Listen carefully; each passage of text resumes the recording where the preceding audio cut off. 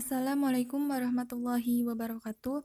Perkenalkan, nama saya Cici Aulia Ulwiyah dari kelas Akuntansi Syariah 2B.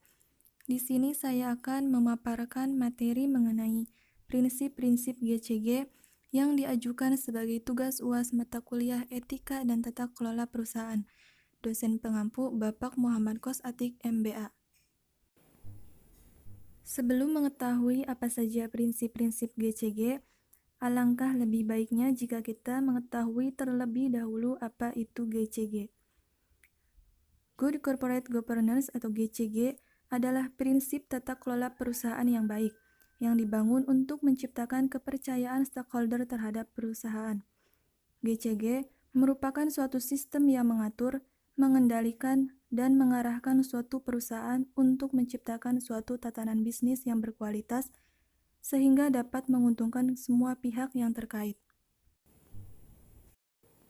Terdapat 5 prinsip-prinsip GCG. Yang pertama ada transparency, yang kedua accountability, yang ketiga responsibility, yang keempat independensi, dan yang kelima fairness. Yang pertama transparency atau keterbukaan informasi, yaitu keterbukaan dalam melaksanakan proses pengambilan keputusan dan penyampaian informasi yang material dan relevan mengenai perusahaan. Perusahaan harus menyediakan informasi yang relevan serta mudah diakses dan dipahami oleh stakeholder, termasuk hal-hal penting untuk pengambilan keputusan oleh pemegang saham, kreditur, dan pemangku kepentingan lainnya.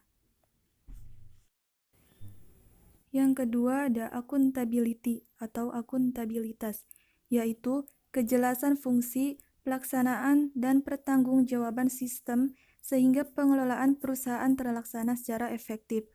Perusahaan harus dapat mempertanggungjawabkan kinerja secara transparan dan wajar. Pengelolaan perusahaan diarahkan pada pencapaian tujuan organisasi dengan tetap mempertimbangkan kepentingan pemegang saham dan stakeholder lain. Yang ketiga ada responsibility atau pertanggungjawaban, yaitu kesesuaian dalam pengelolaan perusahaan terhadap peraturan perundang-undangan dan prinsip-prinsip korporasi yang sehat.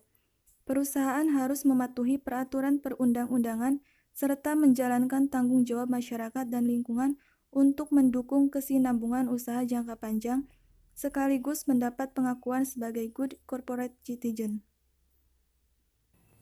Yang keempat, independensi atau kemandirian, yaitu keadaan di mana perusahaan dikelola secara profesional tanpa adanya benturan kepentingan dan pengaruh atau tekanan dari pihak manapun yang tidak sesuai dengan peraturan perundang-undangan dan prinsip-prinsip korporasi yang sehat. Untuk menjalankan GCG, perusahaan harus dikelola secara independen sehingga masing-masing organ perusahaan tidak saling mendominasi dan tidak pula diintervensi oleh pihak lain. Yang kelima ada fairness atau kesetaraan dan kewajaran, yaitu keadilan dan kesetaraan dalam memenuhi hak-hak stakeholder yang timbul berdasarkan perjanjian dan peraturan perundang-undangan. Dalam melaksanakan kegiatannya, perusahaan harus memperhatikan kepentingan pemegang saham dan stakeholder lain berdasarkan asas kewajaran dan kesetaraan. Setelah mengetahui apa saja prinsip-prinsip GCG, alangkah lebih baiknya juga jika kita mengetahui tujuan dari penerapan prinsip-prinsip GCG tersebut. Tujuan penerapan prinsip-prinsip GCG diantaranya: yang pertama, mengoptimalkan nilai perusahaan. Yang kedua, mendorong pengelolaan perusahaan secara profesional, efektif, dan efisien, serta memberdayakan fungsi. Yang ketiga, adanya kesadaran tanggung jawab maupun kelestarian lingkungan di sekitar perusahaan. Yang keempat, meningkatkan kontribusi perusahaan di lingkungan sekitar perusahaan dan dalam perekonomian sosial. Yang terakhir, meningkatkan iklim yang kondusif di lingkungan sekitar perusahaan. Baiklah, sekian materi yang bisa saya sampaikan. Kurang lebihnya mohon maaf. Wassalamualaikum warahmatullahi wabarakatuh.